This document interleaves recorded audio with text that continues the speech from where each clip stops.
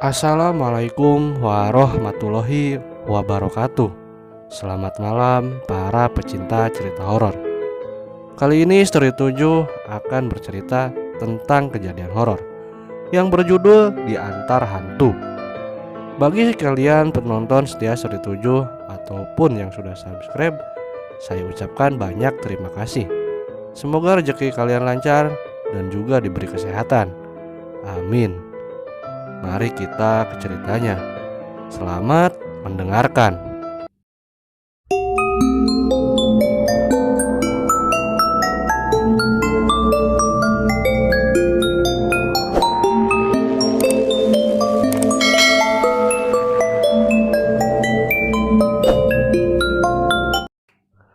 Aduh, udah hari Senin aja. Rasanya weekend cepet banget sih. Gumam Santi sambil meregangkan badannya yang baru saja terbangun. Hari Senin memang dirasa cukup menyebalkan bagi sebagian orang. Bukan karena upacara bendera, melainkan hari itu orang harus mulai kembali kesibukannya. Dan hari Senin adalah awal waktu untuk menanti tibanya kembali hari libur.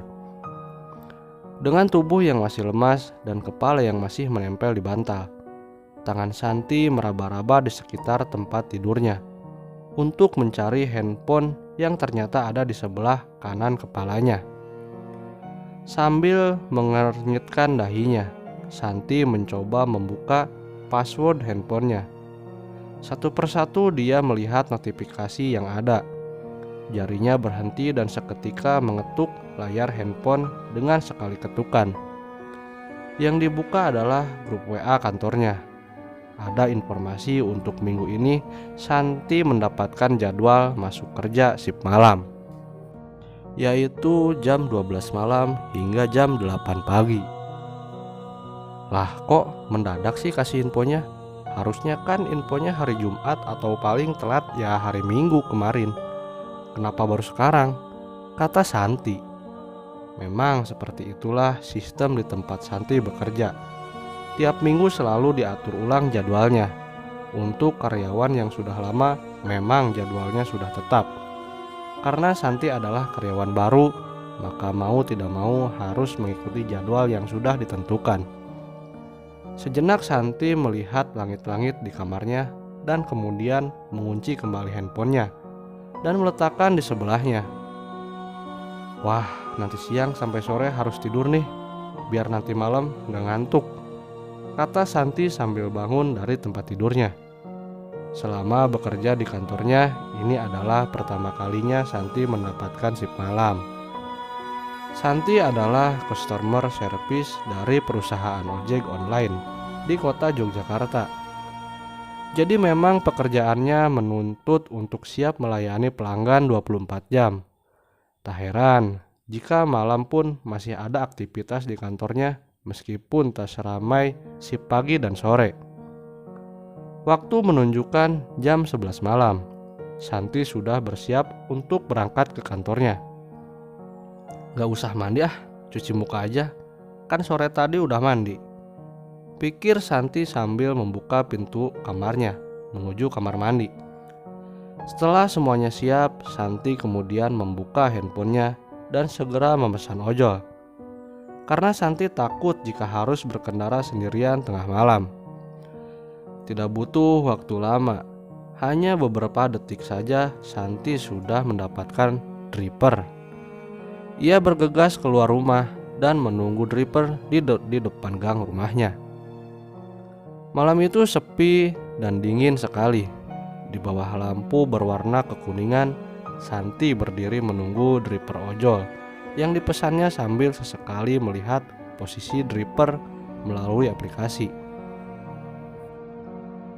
Beberapa menit kemudian driver yang ditunggu datang. Motor berwarna hitam itu berhenti tepat di depan Santi. Tanpa berkata-kata driver itu memberikan helm kepada Santi. Santi sedikit terkejut karena ternyata drivernya adalah seorang wanita. Loh, kirain cowok, kata Santi sambil mengenakan helmnya. Driver ojol itu hanya menjawabnya dengan mata yang sedikit melirik sambil tersenyum. Memang Sebelumnya Santi tidak terlalu memperhatikan foto atau nama driver di aplikasinya karena ia juga terburu-buru. Santi pun segera membonceng driver ojol itu. "Yumba, jalan." Jalanan yang dilewati malam itu memang bukan jalan besar yang dilalui banyak kendaraan. Karena merasa sunyi, Santi mulai mengajak ngobrol driver ojol di depannya. "Mbak, kok tumben masih ada driver cewek jam segini?" "Emang Mbak gak takut atau khawatir gitu?" tanya Santi sambil mendekatkan kepalanya di sebelah kiri kepala driver ojol itu. Driver ojol itu hanya menjawab dengan gelengan kepala ke kanan dan ke kiri sebanyak 2 kali. "Oh, emang udah biasa ya narik jam segini?" tanya Santi lagi. Tanpa mengucapkan sepatah kata pun, driver ojol itu menjawabnya dengan menganggukkan perlahan sebanyak 2 kali. Santi kembali dengan posisi duduk tegapnya. Ia mulai bergumam, "Ih, ditanya kok ngejawab, cuma geleng-geleng sama angguk-angguk doang." Dengan wajah yang agak kesal karena menurutnya driver tersebut tidak ramah, Santi mulai mengalihkan pandangannya ke depan. Yang dilihatnya adalah tubuh driver ojol itu. Meskipun mengenakan jaket khas ojol, driver itu tetap terlihat mempunyai bentuk tubuh yang ideal. Rambutnya yang seperti panjang tidak diikat dan tertutup oleh jaketnya. Wajahnya terlihat putih bersih yang terlihat di bagian pipi melalui spion motor. Santi berkata dalam hatinya, "Cewek cantik gini malam-malam masa nggak takut ya?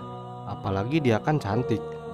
Kasihan mbaknya, nanti kalau ada apa-apa." Sejenak Santi terdiam dan mulai penasaran dengan driver ojol itu. Karena dari mereka berangkat dari driver itu tidak mengucapkan sepatah kata pun. Santi memindahkan tas selempang kecil di sebelah kirinya ke depan sehingga berada di tengah-tengah antara driver ojol dengannya. Ia membuka tas dan mengambil handphonenya. Dibukanya password yang mengunci handphonenya dan kemudian ia membuka aplikasi ojol yang ia gunakan tadi. Santi melihat status pesanannya. Ia melihat informasi yang muncul di aplikasi tersebut. Terlihat driver itu bernama Aisyah. Ia mempunyai penilaian yang tinggi sebagai driver ojol, yaitu bintang 5. Santi terkejut ketika melihat foto profil driver itu. Yang dilihatnya hanyalah gambar hitam yang memenuhi frame foto profil tersebut. Tak sedikit pun penampakan wajah yang terlihat. Santi mulai bertanya-tanya karena ia bekerja di perusahaan ojol. Jadi ia tahu seharusnya data diri termasuk foto harus dilengkapi. "Loh, kok gak ada fotonya?" Santi bergumam sambil berkali-kali membuka tutup aplikasinya karena ia berpikir mungkin saja aplikasinya yang bermasalah. Tetap saja tampilan aplikasi di handphonenya tidak berubah. Santi tampaknya tidak begitu mempermasalahkan hal tersebut. Ia masukkan kembali handphonenya ke dalam tasnya. "Nanti coba aku cek di kantor aja lah," gumam Santi menenangkan diri. Jarak rumah ke kantornya memang agak jauh. Driver ojol tersebut mengendarai motornya tidak terlalu kencang. Santi tidak terlalu masalah dengan hal itu. Tiba-tiba di persimpangan jalan, driver ojol itu membelokkan motornya ke kiri. Santi agak terkejut. Ia kembali mengambil handphonenya yang ada di dalam tasnya untuk memastikan apakah jalan yang dilewati itu benar. Setelah dicek, ternyata jalan yang dilewati memang mengarah ke kantornya dan terlihat jaraknya lebih dekat. Santi berpikir mungkin driver ojol itu membawanya ke jalan pintas supaya cepat sampai. "Mbak tahu jalan sini ya?" tanya Santi berharap ada jawaban dari driver ojol tersebut.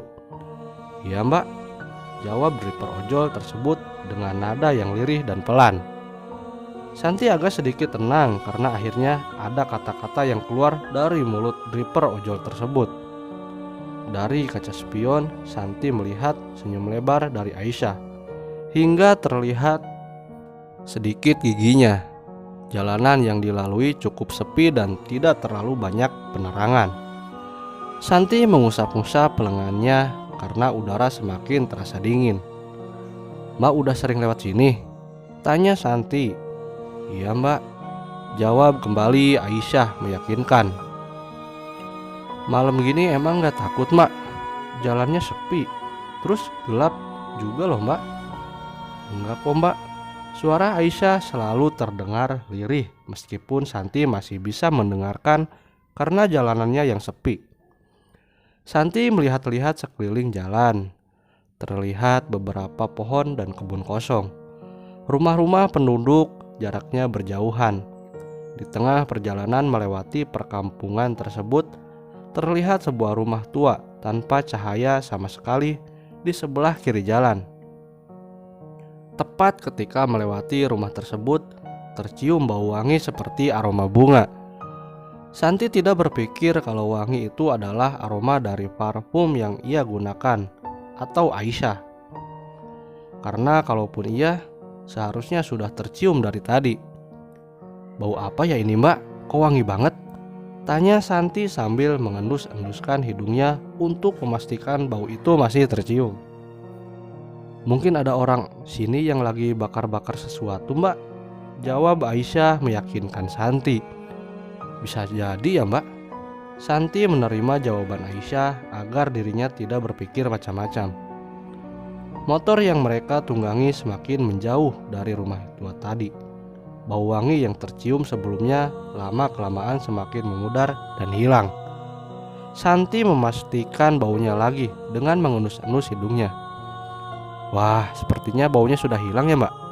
Santi kembali sedikit lebih tenang. Tiba-tiba ada aroma lain yang muncul. Awalnya bau ini masih samar-samar. Lama-kelamaan baunya semakin pekat dan kuat. Bau anyir. "Bau apa nih? Kok anyir gini?" kata Santi sambil menutup sebagian wajahnya dengan kedua tangannya. Aisyah hanya diam tidak menjawab apa yang dikatakan Santi. Ia terlihat fokus mengendarai motornya, bahkan badannya terlihat lebih kaku. Santi melihat sekeliling jalan untuk memastikan apakah ada sesuatu yang membuat bau anyir itu muncul.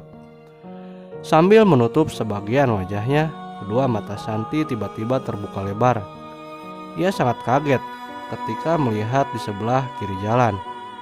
Yang ia lihat adalah sebuah kuburan yang sangat gelap yang banyak dikelilingi pohon-pohon besar dan bambu. Tanah kuburan itu terlihat lebih rendah dari jalanan yang dilalui mereka. Pagar kuburan pun juga tidak terlalu tinggi, sehingga dari jalan pun Santi dapat melihat seluruh bagian dalam kuburan. Beberapa nisan terlihat oleh pandangan Santi. Ia menutup seluruh wajahnya dengan kedua tangannya. Tapi bau itu masih saja tercium oleh Santi. "Mbak bisa lebih cepat lagi nggak? Aku takut banget lewat sini," pinta Santi dengan nada gemetar sambil menutup wajahnya. Tidak ada jawaban sama sekali dari Aisyah. Motor yang mereka tunggangi juga tidak bertambah cepat ataupun lambat. Santi hanya bisa menutup mata dan seluruh wajahnya dengan kedua tangannya sambil berdoa. Tak lama kemudian, bau anyir itu semakin menipis dan menghilang. Santi membuka mata dan wajahnya sambil melihat sekelilingnya. Sepertinya kuburan yang tadi sudah jauh terlewati.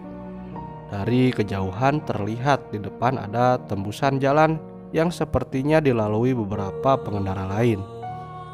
"Syukurlah, akhirnya ketemu juga sama jalan yang lebih rame," kata Santi sambil menghela napas. Santi merasa lebih tenang karena setelah melalui jalan yang sepi tadi, akhirnya ia kembali melewati jalan yang besar. Beberapa menit kemudian mereka sampai di kantor tempat Santi bekerja. Ketika motor berhenti, Santi langsung turun dari motornya. "Makasih ya mbak," kata Santi sambil melepas helm dan mengembalikannya. Aisyah hanya membalasnya dengan senyuman. Senyum yang berbeda dengan ketika akan berangkat. Senyum Aisyah terlihat lebih lebar sehingga memperlihatkan gigi-giginya dan mata yang terbuka sedikit lebih lebar. Saat itu Santi tidak terlalu memperhatikan dan langsung bergegas menuju kantor karena ia merasa sudah membayar dripper tersebut dengan metode uang elektronik. Santi kemudian masuk ke dalam kantornya melalui pintu utama yang terbuat dari kaca. Dari dalam kantornya, ia mencoba melihat ke arah luar melalui pintu kaca. Ia sudah tidak lagi melihat Aisyah yang tadi mengantarnya. Santi tidak terlalu mempedulikan hal itu. Ia bergegas menuju ruangan tempat ia bekerja. Sampai di ruangannya, ia bertemu dengan beberapa temannya. "Kamu ke kantor naik apa, San?" tanya Reja, teman Santi. "Naik ojol tadi. Aku gak berani kalau malam gini naik motor sendirian," jawab Santi sambil duduk dan menghidupkan komputernya. Tapi tadi kok dripernya gak pasang foto profil ya? Cuma gambar hitam doang. Emang gak wajib ya? Setauku sih driper harus melengkapi identitasnya kan? Tanya Santi yang kebetulan teringat dengan hal itu. Harusnya sih ada. Kamu pakai ojol perusahaan ini kan? Coba aja dicek datanya. Emang boleh ya? Tanya Santi. Ya anggap aja kamu customer yang mempertanyakan orderannya. Kalaupun benar, kan nanti dripernya bisa dihubungi, terus minta biar diupdate data dirinya gitu, jawab Reja meyakinkan Santi. Gitu ya? Oke deh, aku coba cek. Santi langsung mengecek data pesanannya, dan ternyata data pesanannya tidak ada. Ia coba mencari melalui nomor telepon driper, tetapi nomornya juga tidak terdaftar. Loh, kok nggak ada datanya? Riwayat pesananku juga nggak ada. Terus aku tadi kesini naik apa? Santi mulai bertanya-tanya. Kok bisa? Beneran kamu udah teliti ngeceknya? Tanya Reja sambil melihat layar komputer di meja kerja Santi. Tiba-tiba handphone Santi berdering. Segera Santi mengambil handphone dari tasnya dan mengangkat panggilan telepon yang masuk. "Halo, ini siapa ya?" tanya Santi. "Ini Aisyah mbak, yang tadi nganter mbak," jawab suara yang ada di panggilan itu dengan suara pelan. "Oh iya mbak, kenapa ya?" tanya Santi penasaran. "Makasih ya mbak, tadi udah nemenin aku." "Nemenin gimana mbak maksudnya? Kan aku yang udah dianterin. Harusnya aku yang bilang terima kasih dong." Sejenak tidak ada suara apapun dari handphone Santi. Tiba-tiba terdengar suara tawa yang membuat Santi merinding. Dan suara Aisyah mengatakan sesuatu. "Di tempat mbak tadi nunggu aku pas mau berangkat, aku pernah ngalamin kecelakaan. Di situ waktu perjalanan pulang ke rumah. Rumah tua yang mbak lihat di jalan sepi, tadi itu dulu rumahku. Dan kuburan yang kita lewati tadi, itulah rumah terakhirku mbak," jawab Aisyah yang diakhiri dengan tawa yang menyeramkan. Seketika Santi menutup teleponnya dan melempar handphonenya ke arah meja kerjanya. Tubuh Santi berubah menjadi kaku dan terlihat sangat ketakutan. Matanya terbuka lebar dan badannya terlihat sangat merinding. Jadi yang nganterin aku tadi siapa? Hantu kah?